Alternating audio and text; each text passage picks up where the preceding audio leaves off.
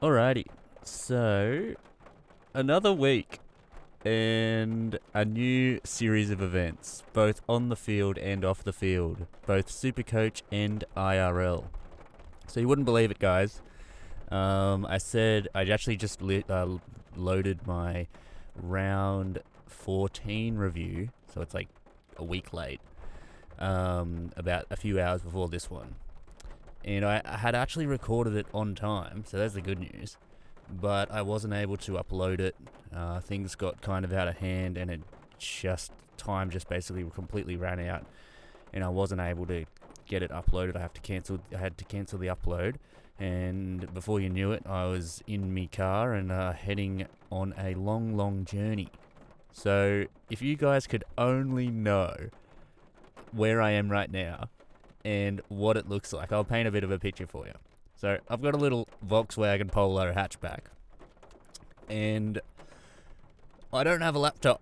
So, get a laptop, one person might say, but forget that. I've got an extension cord. I'm at a campsite. That's why you can hear rain. That's rain on the roof. I'm in the rainforest. And I'm at a campsite. I've got one of those orange extension cords coming through the back of my boot, underneath like where the hatchback would usually latch. Not quite latching at the moment, just a bit of pressure on the cord.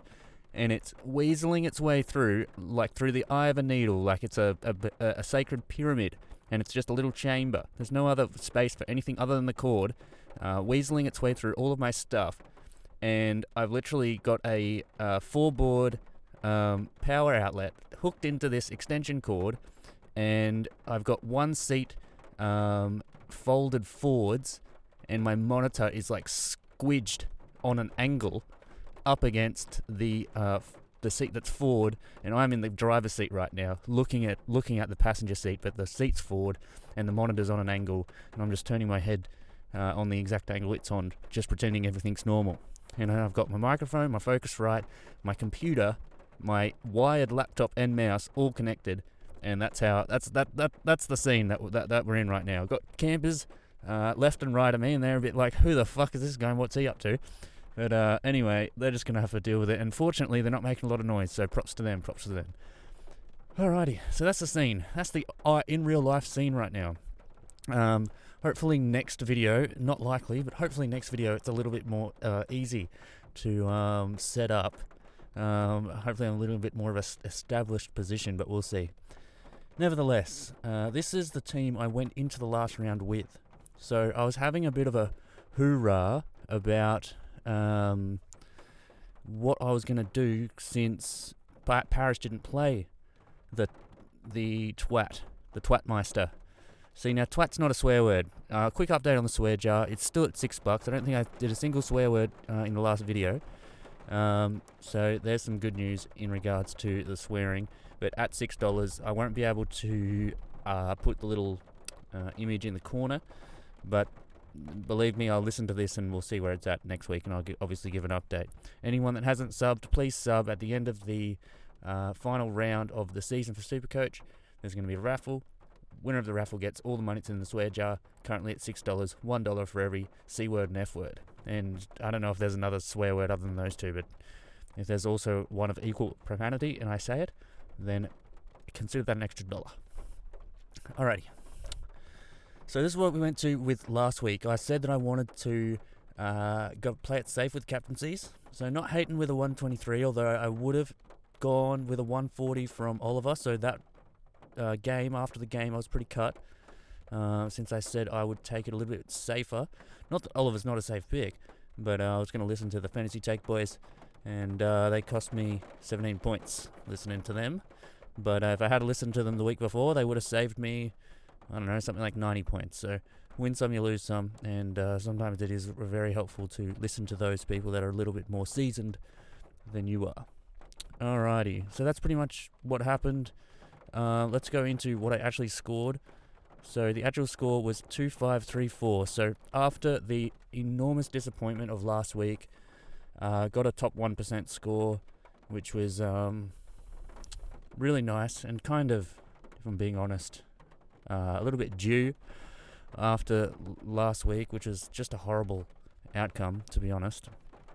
Real season-changing week, that one. Went down like 5,000 plus ranks, and it really, really hurt. I was within 160 points of Supercoach George, and he put 500 points on me in a week. So that was a tough one. It was a tough one. And little around the grounds this week, I have, through this score, leapfrogged JD.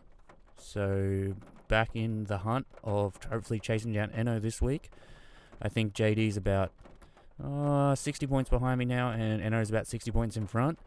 And I think Eno is about 2,500 ranks in front of me. So what that does is it paints a picture as to how close the race is, particularly in that maybe 5k to 15k range.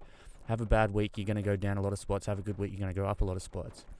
Supercoach George had another good week.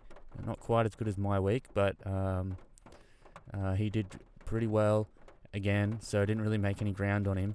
But he's sitting at around that 2k mark, which is my new goal for the season, which is top 1%. If I can say I'm a top 1% Supercoacher, I'll be pretty happy with that. So that's my new goal. Forget the top 1k, that's probably going out the window now. And yeah, that's about it for around the grounds. So I'm just going to go back into the team and paint a little picture of sort of what happened. So I thought that because Parrish was out last week, I mean, it was terrible news, and he better not be out this week, tell you what. I'll get into that in a second, of course. So we had Angwin, who we brought in the week before, and he was an absolute flop. You can see that 13 there. He scored a 13 because he's so terrible. Should have got Himmelberg in that week. That would have been a fire trade. Would have been so good with the bank account as well. And Himmelberg backed up again. He's backing up every week. He's a solid forward option right now. And it would have been sweet if I went on him. But anyway, I missed him. And I was really worried when Parrish was out because I was like, I don't have any cover. I don't have any cover for Parrish. But I didn't realise that I had Angwin the entire time here. So this is how it looked. And I was like, I can't put any of these guys in. But the entire time I could have actually just swapped short for Angwin. So having Angwin with the DPP actually now means that I have cover through Jacob Ware any time a midfielder goes down.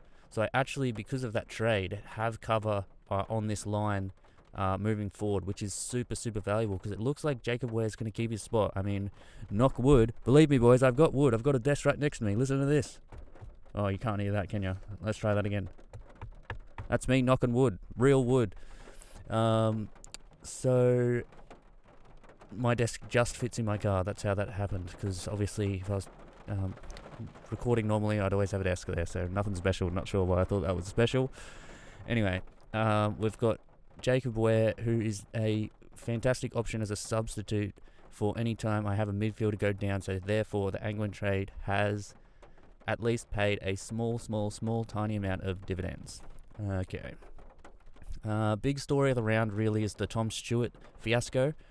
So Tommy Stewart is suspended for 4 weeks, and he knocked out Dion Prestia. Okay, now this is actually interesting. I'm actually going to move these guys back and just presume Parrish is going to play, because if he doesn't, I'm going to cry live on air. So this is interesting. Now, I was going to get into this later, but it's pretty important now that I sort of think about it. So Tommy Stewart, he's out for 4 weeks. Has to go, basically. Now, the interesting thing with this is what I'm about to say. So a lot of people are very concerned about short, me in particular, when you don't have Jordan Dawson, who I think has tonned up the last 7 weeks in a straight, something like that, including like 2 130 plus and a 140 plus score. He's killing me. Absolutely killing me. At the time I brought in Jaden Short, I could have brought in Jordan Dawson for cheaper than what Jaden Short cost. Jaden Short had just gotten a 152 against West Coast. And with that in mind, let's have a look. Who does Jaden Short have this week?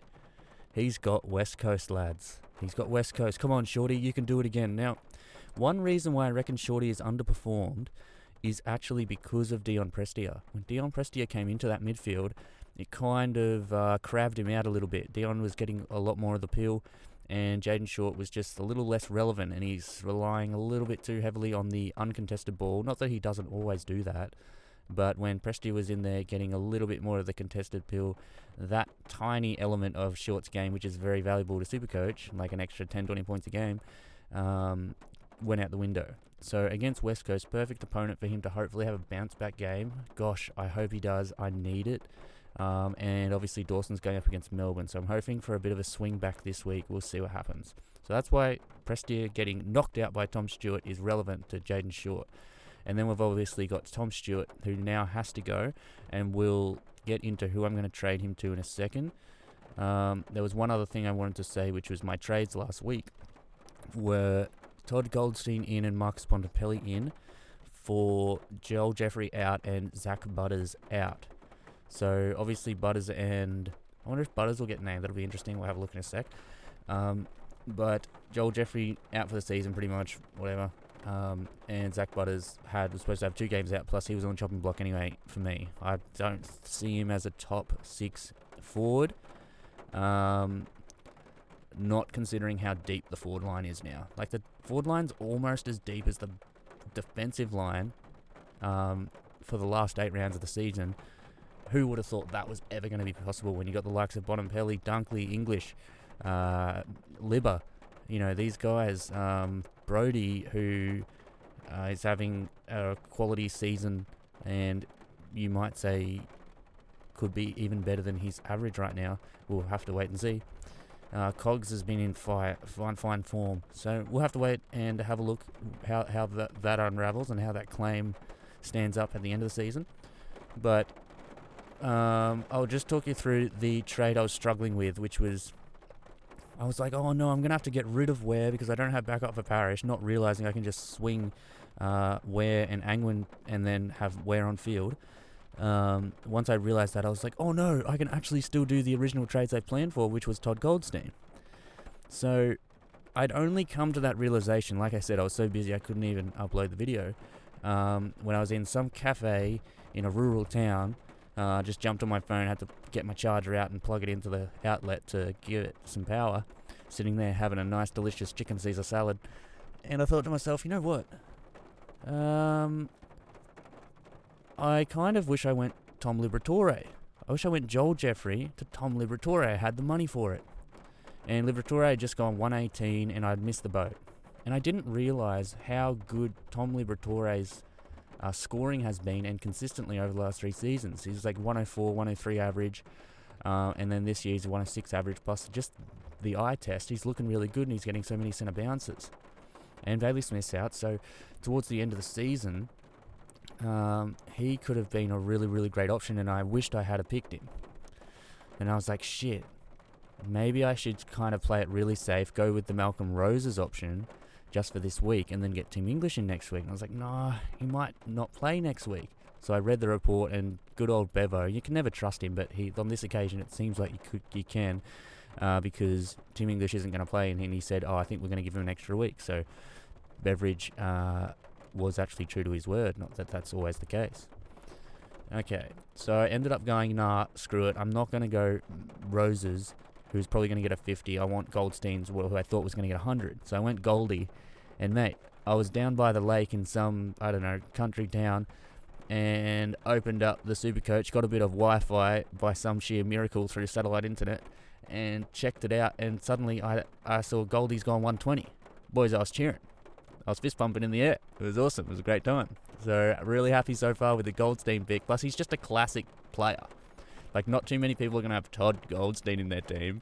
He's just hilarious. And if he can outscore English, keep in mind English didn't score last week, and essentially I consider, for me personally, English would have got a 38 because I'd never emergency Connor McDonald. Can Todd Goldstein, with a 82-point head start, can Todd Goldstein outscore Tim English for the rest of the year? And English isn't going to play this week, so it's very possible that Todd Goldstein is the superior pick from last round than what Tim English would be. Wouldn't that be something? And I had Tim English in already, and he burnt me. And it's always hard to bring in someone that's burnt you, because you just know they're going to fucking burn you again. Ooh, I've gone and done it, boys. There's $1. So that was the case with Gorney. Brought him in, and he got injured. and that's why I'm a bit worried about trips to steal, but we'll get into that. Right now, let's check out the teams, because this is where the bombshells really drop. Last week was a horrible bombshell with finding out Darcy Parish was out, and you could probably hear it in my voice. I was gutted. So, nothing of note here. If you have Rowan Marshall, not that many people do. I think he had a big week last week. Paddy Ryder back in, so see you later. Rowan Marshall scoring. Alright. Looks like Dawson and Laird are going to play. They are really hurting me at the moment. Alright, we've got Oliver, we've got Petrarca in. Oh, gee. Darcy Parish back. Not surprised to see it. Ben Hobbs omitted. Ooh, that's a bit juicy. Supercoach George considering him an absolute lock as a backup option, and a good one at that, has just lost him. So that could be very interesting. Only on 2 trades is Supercoach George. Ben Hobbs omitted. Darcy Parish in. We needed that so bad. Luke Parker's playing. That's fantastic. Tom Stewart suspended. Oh, it's going to be interesting. Who am I going to trade in, boys? I'll show you in a sec. And it's relevant to this game. Not just because of Tommy Stewart. You'll find out. Interesting. James, I don't know how to say that. I would say it's Sitas. If I had to guess. Probably got that wrong. But he's a 102k option if someone needed to downgrade for whatever reason. But at this point, ideally, you don't have to be doing that. No one really relevant here. Is he back? He's not back. So Zach Butters is still gone. Not going to play. So happy. Not. I've got to say this about Zach Butters. I did mention a few times, and I never got the chance to say it actually. But I said that there's not a face in the AFL that's more punchable than Zach Butters. And I meant it when I said that. I see his face, and I'm just like, ugh. I just really don't like him. I certainly don't hate him. I just see his face and I go, it's just a punchable face. You can't help that. But I don't wish him any ill will or anything like that. I wish him the best. However, I got to say, having him in my team, or bringing him into my team, and then he goes 50-50, I'm just like, bruh, I really want to punch you now. But in the game where he had that horrific collision with, what's that guy's name? Jonas. Jonas is twice his size, and they battered heads. It was horrific. It was actually so fortunate for me, Supercoach-wise, that he didn't get a concussion protocol because of that. Well, at least I thought it was going to be. He ended up getting injured, obviously, in the next game, and it sort of mattered, but sort of didn't. Now, probably would have been better if he got concussed now I think about it. Anyway, what I liked about it was the gusto. So he gets this horrific collision. I think he even fractured a bone in his face. His cheekbone got smashed. And then he was down for ages, and fair enough. The fact he got up was a miracle. He goes to the bench, he gets strapped up, and then he goes out on the field for more. I think he only had the one kick, but just that gusto and that fight, that grit that he showed was really impressive. Something that I probably couldn't relate to. But it was really, really impressive, and you can't take anything away from the tough little bugger.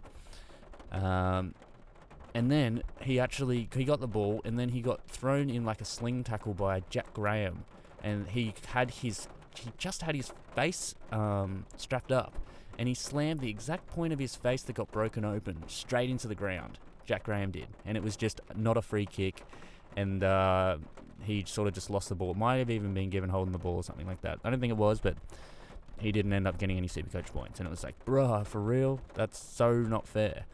And then the next week, he could have been forgiven, considering they confirmed that he had some sort of fracture in his face, not playing. But he came out, and he was looking fantastic in the first quarter and a half. Was on an unbelievable track, and then obviously did the knee. So,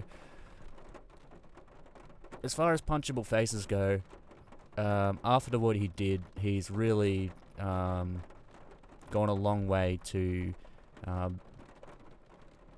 not being nearly as punchable as before. I don't really know how else to put it. But I see him now and I go, that guy, he's got gusto. He's got grit. He's a fighter. Good on him. As opposed to, I really hope he does terribly because I don't have him in my Supercoach team. So, anyway, he's gone now again, and maybe that might happen again. We'll have to wait and see. Don't think there's anything that matters here. Jai Cully, some people picked him up. I think that was a really smart pickup. He went, I think, number 1 in the mid-season draft. Did Jai Cully. He was obviously going to get picked eventually. I think he might be a 102k guy. Or maybe a 117, not sure. But he was always a smart pick, I think. If you had to downgrade option, like better option than a Judson Clark, in my opinion. Alright. So I think we avoided any carnage. I think that's the good news. I don't think there's any carnage, and even Connor McDonald's going to play as a little bit of a cheeky little emergency. He actually had a good game last week. I think he's the best of the season. So it also would mean, does that mean Malcolm Rose has got picked, which is pretty sweet? Yeah, looks like Malcolm Rose is going to play. That's cool. But it actually means we've got a little bit of extra backup in the forward line. Probably Connor McDonald doesn't get dropped for the rest of the season. Okay, so really there was no massive major revelations or stories from the teams, which is really rare but very welcome. Very welcome. So what I'm going to do is this. I said Tom Stewart was relevant, and someone in that game's also relevant. So I have the money for Doherty.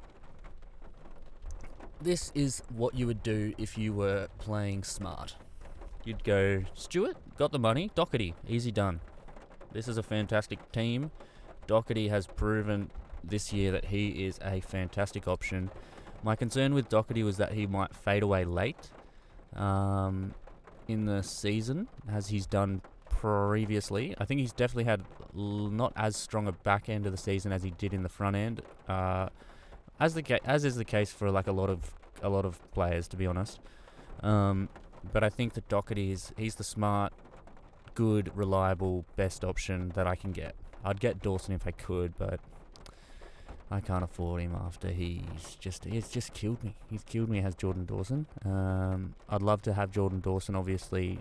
He had a fantastic back end last year, obviously with Sydney instead of Adelaide, but usually when someone's done that once before, they can do it again. Or you just presume they can. Anyway, it's not even going to be Doherty, although he's the smart option. The man that it's going to be is someone who Tom Stewart would be versing this week if he hadn't have gotten injured. And it's my man who already burnt me once this season, so could do it again, Aaron Hall. And I'll explain why I'm going for this option, even though he burnt me already this year. So, he's got the scoring potential. He proves that with his 153. I don't expect him really to do that again. That might be his biggest score of all time. Maybe he went a little bit bigger than that at the end of last year, not sure, but that's about the biggest he's ever done. Adelaide's perfect opposition, and he gets to verse them again. So that's good news. I liked all of the matchups, every single one of them, to be honest, except maybe I can see, I don't know, Hawthorn have this really pressure heavy brand of football, particularly in the first quarter at the start of games, and sometimes you never know what you're going to get, not necessarily from them, you know exactly what you're getting from them, but from opposition players. Sometimes players in the opposition have poor games against Hawthorn when you might expect them to do well. Anyway, we'll see what happens there. Hall's coming in. I don't expect him to do 153 again, but I expect him to rack up the ball and have a few big scores, and hopefully not too many of these 70s. But those against like two of the better teams in the competition. Whenever he's versed the less good teams, 94 is his lowest score, so definitely hoping that he can keep on with this 153 type scoring. Don't expect it, but I think he has the potential, at least if he doesn't get injured, to be D6 to D8 material, and I think it's worth doing for that extra money that I get. And the reason I say that is this. So this extra money, which I wouldn't have if I went Doherty, is going to be absolutely pivotal. Oh, Jacob Ware, is he? He might be on the Sunday game, but whatever, that doesn't matter. So the reason I talk about the money is 1k left over if I have Doherty. That pretty much means if I have an injury, particularly if the injury happens in the game and the person loses money, sidewaysing becomes very, very difficult. And I think I would prefer to have a good safety net in the event that I have to sideways.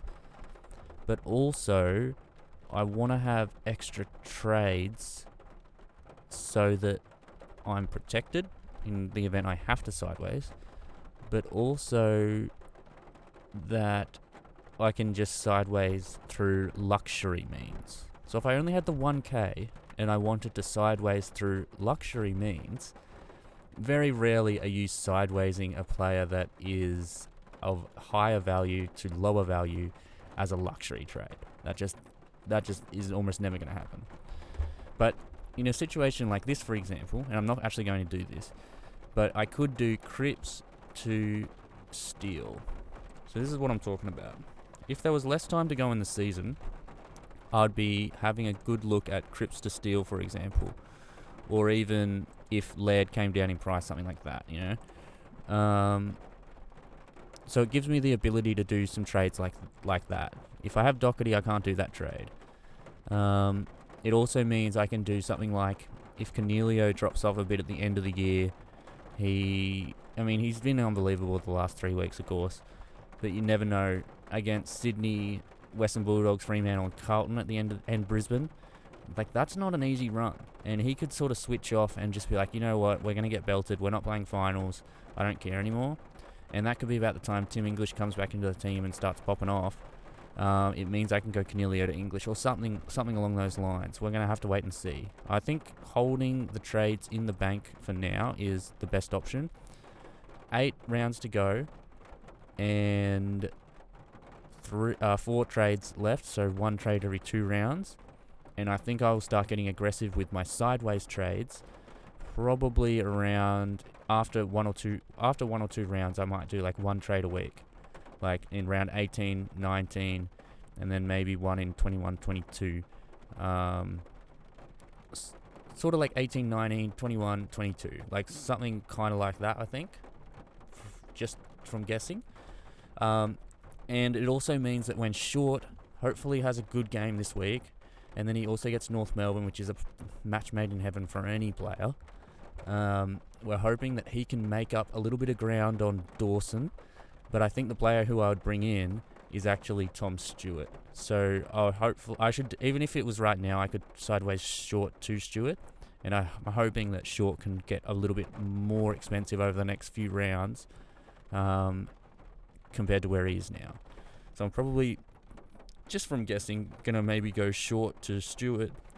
Maybe Cripps to Steele. Have to look at how Cripps goes. I like Cripps' fixture. I really don't like Steele's fixture. Have a look at St Kilda's games. They're not pretty.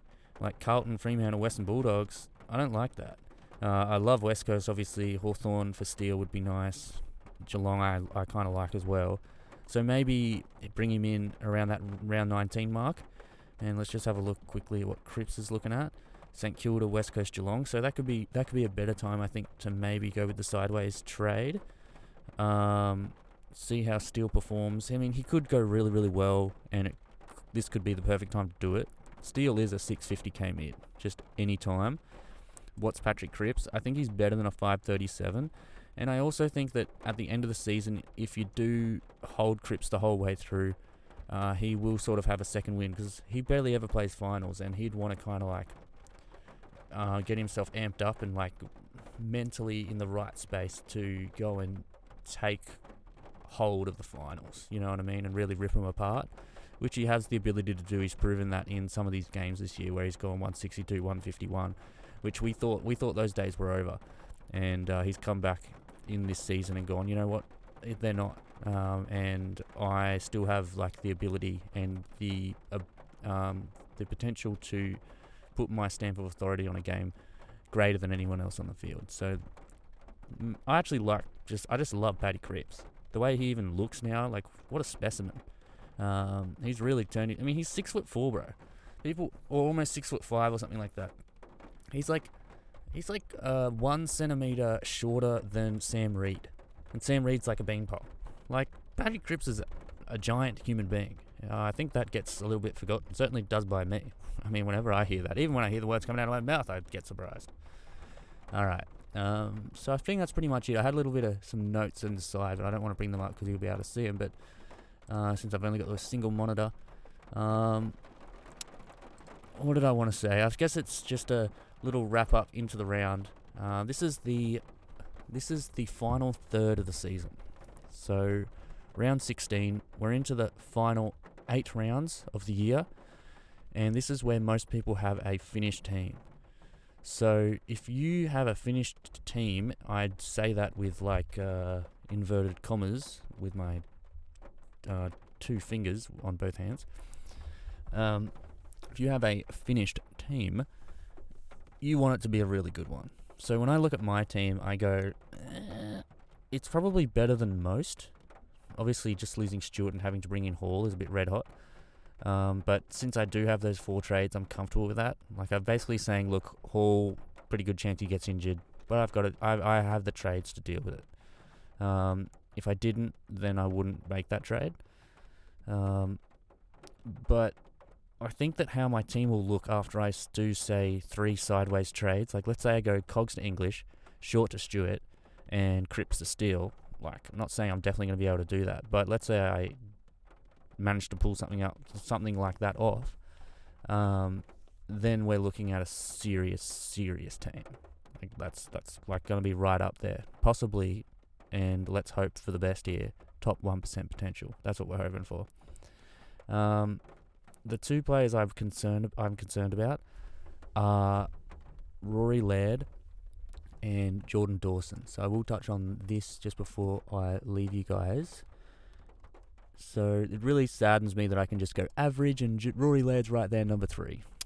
That hurts. That really does hurt. I was hoping it would be Darcy Parish there. Instead, he's like played 2 games and then he went out for 2 games since I brought him in. Very disappointing. I mean, look at this consistency. He is, technically a top 3 mid, but you could say almost top 2. Like, Lockie Neal's sort of fallen off a little bit. Have a look at that 117 5-rounder. Wow, look at Jordan Dawson. That's just killing me, man. Jordan Dawson, Rory Laird, a 122.8 5-round average. And a defender. Ouch. Should have brought him in. He'd be in my team if I had the money. Anyway, let's have a look. They have had a very favourable run, and I think that should not be ignored. Geelong actually isn't too bad as a midfielder. Obviously, Jordan Dawson must have gone well against them as well. West Coast, Gold Coast, North Melbourne. Like, it doesn't get... Gold Coast actually a little bit less, but West Coast and North Melbourne, which Shorty's going to have this exact run, by the way. West Coast, Gold Coast, North Melbourne in the coming weeks. So that's like your dream run, pretty much. Pretty close, particularly West Coast and North Melbourne. But now they're going to face Melbourne, Hawthorn, bring that pressure. Still for Rory Laird, it's really going to kill him. Collingwood, bring the pressure as well. Sydney, bring the pressure. Carlton, bring the pressure. So I'm hoping through these 1, 2, 3, 4, 5 rounds, particularly we're getting sort of finals time here. Adelaide's obviously not in contention, but Carlton are probably going to want that win, try to maybe compete for a top 4 spot. They could be in for a bit of a battering. And then you got West Coast, North Melbourne. So if I'm in a position to sideways to these guys for maybe like around that 21, either a Dawson or a Rory Laird, then that's something I'd probably really want to have a good hard look at. Look at that, 136, 156. And what did Dawson do? Oh, he only did a 106 against West Coast, but 134 against North Melbourne. So we'll have to wait and see. Those 2 guys are the guys that I personally worry about, and they're the ones that a lot of people have that I don't, and they're killing me, absolutely killing me. So what I need is for the likes of Darcy Parish and Sam Welsh to get their act together and really bring it home for me. All right, captaincy options. I said in the last video, although it was only posted hours ago, so probably no one's watched it. I said in the last video that I'm going to be a little bit more safe with my trades. Obviously had a bit of a reality check last week, which was a tough pill to swallow. But yeah, I think it's obvious that you would go VC on locking Neil this week or McRae. That's a tough one. It's coming up in just 20 minutes as well. God, I'm so stoked that of technology, being able to, like, I can watch the game in my car with the most ridiculous setup, and I'm just like 4G interneting it, hotspotting on my phone, and it's like I get to watch like the entire game in HD. What a incredible world we live in, honestly. It's absolutely amazing. McRae or Oliver, McRae or Neil. McRae or Neil, I don't know. That's just a flip of the coin. I just don't know who I'm going to choose as VC, but I'm definitely going Captain Oliver. Oliver's I have so much faith in. So it's like, who do I think has the highest ceiling out of McRae and Neil? I think you'd have to say Neil is the highest ceiling player. What's his highest score against Bulldogs? I mean, 85. Last year was just a calamitous year for him. 167 before that. That's his highest score. McRae's highest score, 183, and it happened in 2020, but that was COVID year. But so was Lockie Neal's biggest score. I think Neil has the highest ceiling. If I'm going to think about it, I don't think they're going to tag him. Would they just throw Libba on him? I don't know. I feel like those days are over for Libba. It's so tough.